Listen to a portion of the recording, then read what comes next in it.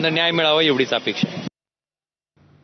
अमरावतीत वंचितला काँग्रेस पाठिंबा देणार का असा सवाल आहे. बैठकीला सुरुवात झाली आहे.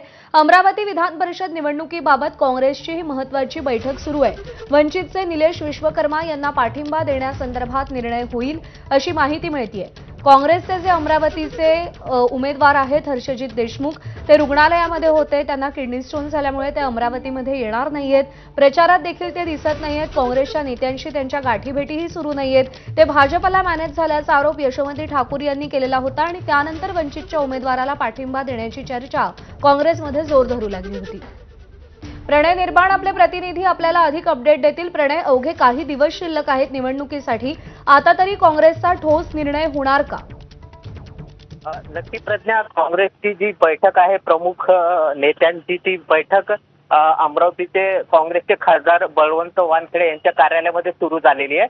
आणि या बैठकीमध्ये काँग्रेसच्या नेत्या यशोमती ठाकूर, माजी मंत्री डॉक्टर सुनील देशमुख, खासदार बळवंत वानखेडे आणि इतर महत्वाचे जे नेते आहेत ते सुद्धा या बैठकीमध्ये उपस्थित आहे. बैठक याच्यासाठी आहे की वंचितच्या उमेदवार निलेश विश्वकर्मा यांना पाठिंबा द्यायचा का, कारण काँग्रेसचे अधिकृत उमेदवार हर्षजित देशमुख हे रुग्णालयामध्ये 5 दिवस त्यांच्यावर उपचार झाले. त्यानंतर परत त्यांना किडनी स्टोन झालेला, त्यामुळे ते अमरावतीला येणार नाही. त्यामुळे जो पेच निर्माण झालेला आहे काँग्रेस समोर, त्याच्यामुळे काँग्रेसने वंचितला पाठिंबा देण्याचं ठरवलंय. या संदर्भात 2 बैठका सुद्धा काँग्रेसच्या झालेल्या आहेत. त्यामुळे आता थोड्याच वेळात हे फायनल होईल की वंचितच्या उमेदवार निलेश विश्वकर्मा यांना पाठिंबा द्यायचा. या संदर्भात जी बैठक आहे ती काँग्रेसची सुरू आहे.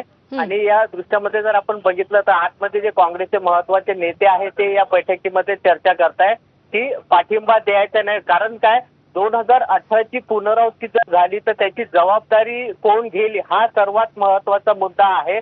कारण 2018 मध्ये जी विधान परिषदची निवडणूक झाली होती त्यामध्ये 117 काँग्रेसचे मतदार होते. केवळ 17 मतं काँग्रेसचे उमेदवार अनिल माधवगडे यांना मिळाले.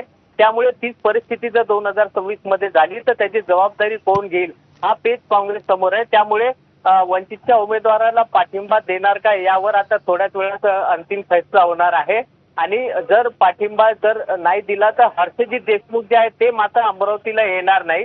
डिजिटल प्रचार करणार असं त्यांनी सांगितलेलं आहे. त्यामुळे या बैठकीकडे खूप सगळ्यांचं लक्ष लागलेलं आहे की वंचितच्या उमेदवाराला पाठिंबा मिळणार किंवा नाही. प्रणय, धन्यवाद दिलेल्या माहितीसाठी.